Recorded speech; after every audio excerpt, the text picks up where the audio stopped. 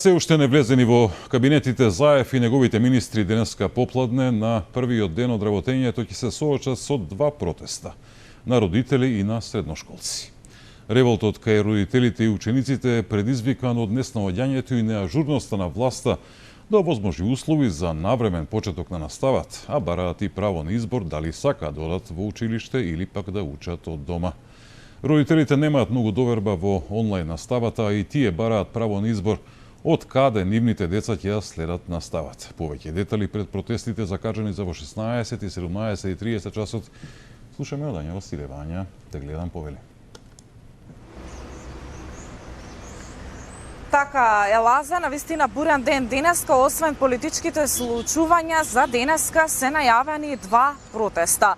Учениците, но и родителите излегуваат на улица со тоа што се револтирани за најновата одлука од владата за учениците да учат со онлайн настава. Сојузот на средношколци за денеска најави протест во 17 часот и 30 минути токму овде пред Министерството за образование и наука.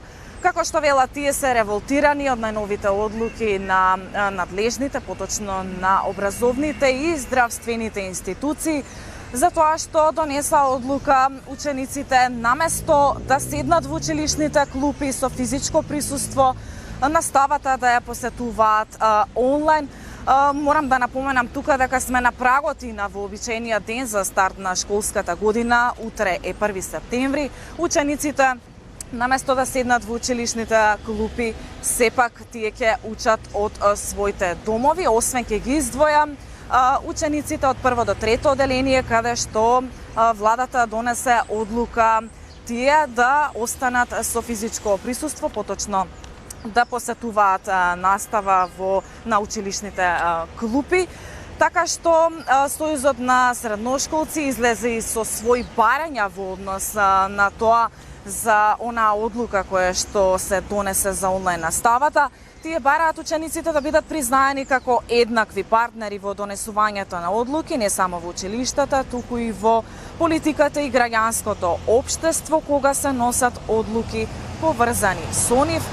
Исто така бараат комбинирано или хибридно учење како најефикасен начин на учење за време на пандемијата од COVID-19, засновано врз епидемиолошката состојба на градовите, училиштата да создаваат групи ученици што ќе одат на училиште и други преку интернет. Ротацијата на групите треба да се прави на секој 2 дена, тоа е нивниот предлог. Во стручните училишта праксата бараат да се изврши со физичко присуство, почитувајќи ги заштитните мерки. Исто така да се почитуваат мерките за здравствена хигиена со обезбедување на соодветни средства, вклучително сапуни и други дезинфекцијски средства со најмалку 60% алкохол, тоалетна хартија и хигиенска хартија за дезинфекција. Училиштата треба да се вратат во режимот за учење од далечина во случај кога различни групи или 5% од персоналот и учениците ќе излезат позитивни на COVID-19 во рок од 14 дена. Практично ова се дел од барањата на учениците кои што и денеска ќе излезат на протест пред Министерството за образование, но освен учениците протестираат денеска и родителите. Тие навистина имаат безброј дилеми, исто така и тие се револтирани во однос на онаа одлука која што ја донесоа надлежните за онлайн настава. Тие немаат доверба токму во овој начин на учење за нивните деца. Исто така и бараат да бидат вклучени во овие одлуки кои што ги донесуваат надлежните, затоа они самите родители да изберат како и на кој начин ќе започнат со учење нивните деца. Навистина тука морам да напоменам дека постои огромна поделеност помеѓу родителите, но и кај наставниците е истиот проблем, но и кај учениците. Едни сакаат да има онлайн настава, но други пак посакуваат настава со физичко присуство. Морам да напоменам дека протестира изминатиот викенд и своеволно, самоиницијативно си се организираа учениците, поточно средношколците. Изминатиот викенд во Струмица имаше протест организиран од средношколците. Исто така и тие се со истите барања за тие се против онлайн наставата, сакаат наставата да ја посетуваат со физичко присуство, со тоа што кажуваат и велат дека онлайн наставата ќе им остави на вистина големи дупки во знаењето.